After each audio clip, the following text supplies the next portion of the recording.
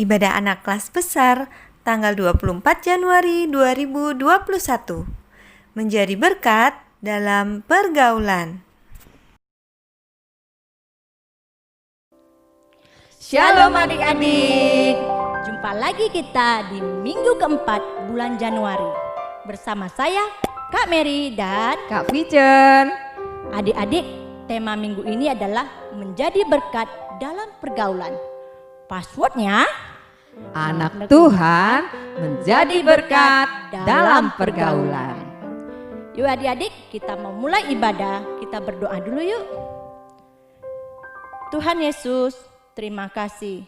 Tuhan, sebentar lagi kami mau mulai ibadah. Kami mau memuji, menyembah Engkau Tuhan. Berkati ibadah kami dari awal, pertengahan hingga akhirnya. Di dalam nama Tuhan Yesus, haleluya. Amin. Yuk adik-adik, kita bangkit berdiri, kita memuji Tuhan.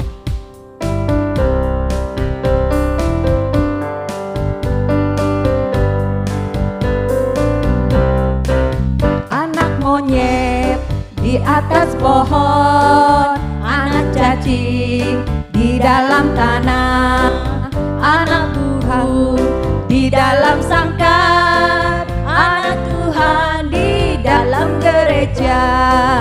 Panjang muka namanya kuda, panjang hidung namanya gajah, panjang tangan itu pencuri, panjang sabar itu anak Tuhan. Anak monyet di atas pohon, anak cacing di dalam tanah, anak burung di dalam sangkar, anak Tuhan di dalam gereja. Panjang muka namanya kuda, panjang hidung namanya gajah, panjang tangan itu pencuri, panjang sabar itu anak Tuhan, panjang sabar itu anak Tuhan. Ya adik-adik, panjang sabar adalah contoh anak Tuhan. Adik-adik, sebentar lagi kita mau mendengarkan firman Tuhan. Ya adik-adik, kita penyembahan.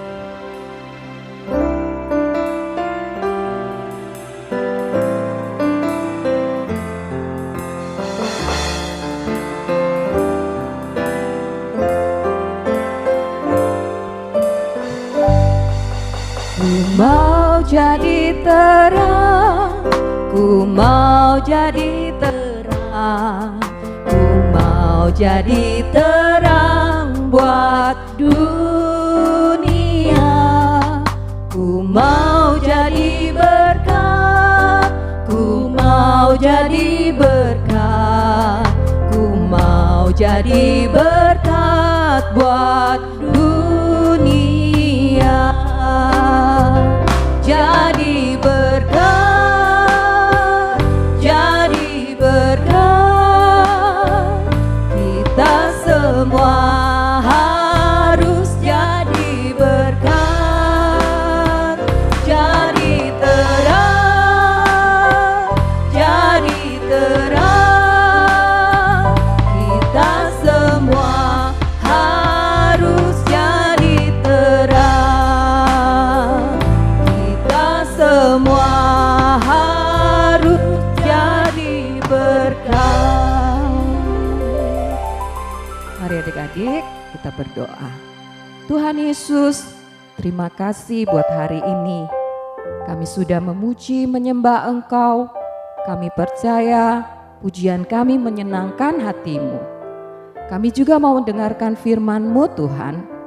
Kami mau buka hati kami siapkan telinga untuk mendengar firman-Mu. Kami mau firman-Mu bertumbuh Tuhan, jadi tanah yang subur di dalam hati kami. Kami siap dengar firman-Mu, di dalam nama Tuhan Yesus Kristus kami berdoa. Amin.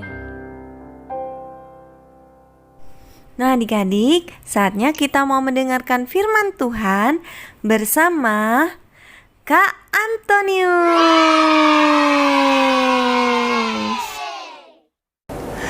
Salam adik-adik, apa kabarnya? Senang sekali ya kakak bisa berjumpa dengan adik-adik lagi. Walaupun dari jauh, kakak tetap mau menjadi berkat buat adik-adik yang ada di rumah.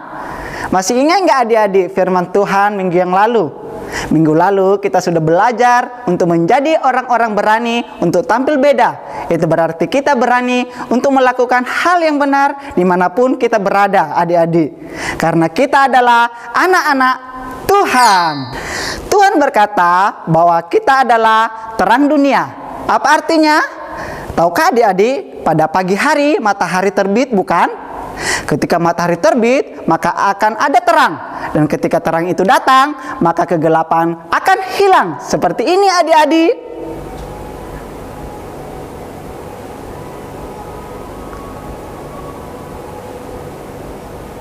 Wow, Tuhan mengumpamakan diri kita ini adalah terang loh. Terang yang bersinar, mengalahkan kegelapan di sekelilingnya. Maukah adik-adik jadi terang? Bagaimana kita menjadi terang bagi orang lain di sekeliling kita adik-adik? Nah, minggu lalu kita sudah mendengar cerita tentang Daniel yang tampil beda di tengah-tengah bangsa yang tidak mengenal Allah. Hari ini kita juga akan belajar dari kisah Daniel yang bukan hanya tampil beda, tetapi ia juga menjadi terang loh bagi orang lain. Sehingga orang-orang yang tadinya tidak mengenal Allah dapat mengenal dan melihat kuasa Allah dalam diri Daniel. Kita saksikan sama-sama, yuk videonya. 2 years after rising to the throne of Babylon, King Nebuchadnezzar had a terrible dream. This dream frightened him so much that he couldn't sleep. King Nebuchadnezzar, in anguish and desperate to learn what the dream meant, called in all the wise men known to him to see if any of them could interpret his dream. The wise men came before King Nebuchadnezzar and asked him to tell them about his dream. But the king refused. King Nebuchadnezzar demanded that the wise men first tell him what he dreamed, and then what the dream meant. The king declared, "If you can do this, I will give you great rewards. If not, I will have you put to death." In disbelief of the king's request, the wise men said, "King Nebuchadnezzar, what you ask is impossible. No one can do what you ask. Only a god could tell you your dream."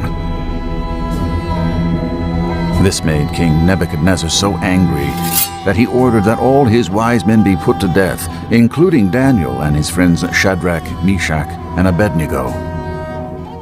When the king's chief soldier, Arioch, came to capture Daniel, he asked Arioch what was going on. Arioch explained the situation, and Daniel went to King Nebuchadnezzar to ask for time to interpret the dream. The king agreed, and Daniel hurried back to see Shadrach, Meshach, and Abednego so that they could pray for God's help.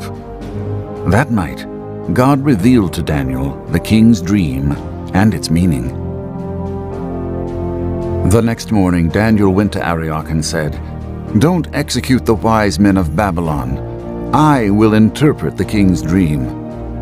When Arioch brought Daniel before King Nebuchadnezzar, the troubled, tired king asked Daniel, "Can you tell me what I saw in my dream?" Daniel replied, "No one could tell you this, but there is a God in heaven who reveals mysteries. He showed me your dream and what it means." Daniel told the king, "God showed you the future through your dream. In your dream, you saw a statue with a head of gold, chest and arms of silver, belly and thighs of bronze, legs of iron, and feet of iron mixed with clay. Then a rock smashed the statue. The rock became a mountain that filled the whole earth. You, king, are the head of gold, and every other part of the statue are the kingdoms that will come after you.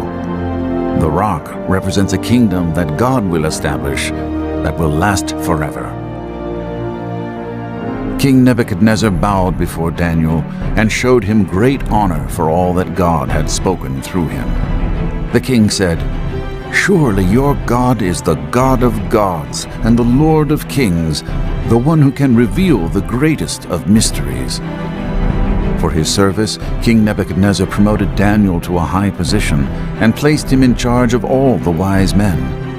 At Daniel's request, the king also promoted Shadrach, Meshach, and Abednego to rule over all the provinces of Babylon.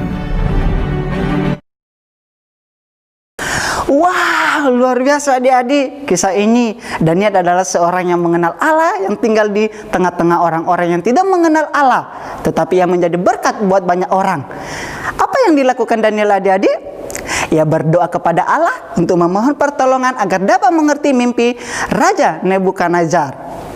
Dan ketika Allah memberikan arti mimpi itu kepada Daniel, dan Daniel memberitahukan kepada raja, maka orang-orang bijaksana di negeri itu tidak jadi dibunuh adik-adik. Daniel sudah menjadi berkat buat orang lain. Dan selain itu juga, Daniel berani mengakui dan memberitakan bahwa dari Allah lah ia dapat hikmat dan bukan dari dirinya sendiri. Wow, hidup Daniel memuliakan Allah ya.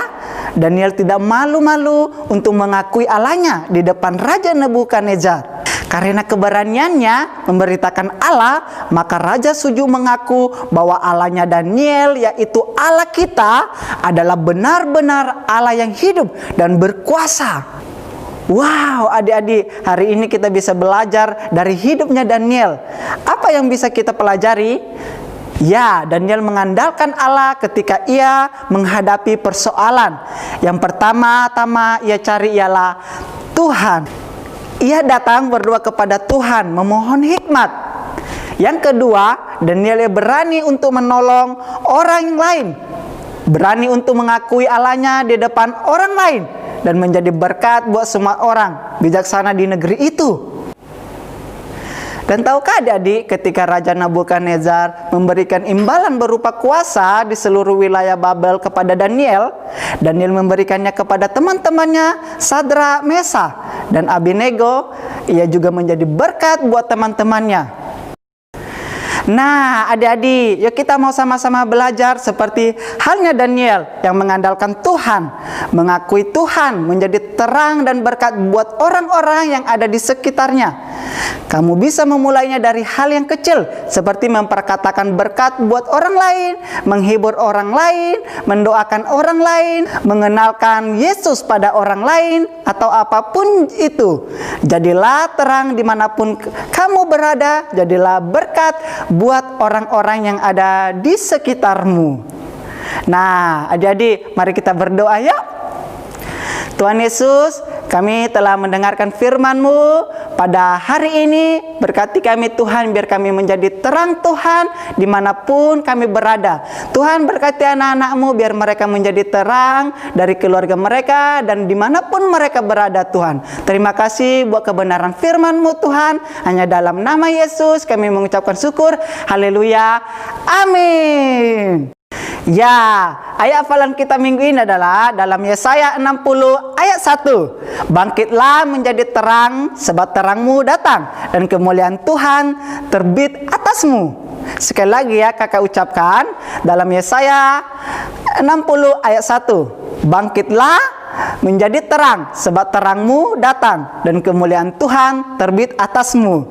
Ya, mari kita adik-adik, kita angkat tangan kita terima berkat daripada Tuhan. Diberkatilah adik-adik jika sungguh-sungguh mendengarkan firman Tuhan pada hari ini dan melakukannya. Diberkatilah sekolahmu, diberkati juga mama dan papamu. Terima kasih, hanya dalam nama Yesus kita yang telah menerima berkat katakan amin. Ya, selamat hari Minggu. Tuhan Yesus memberkati.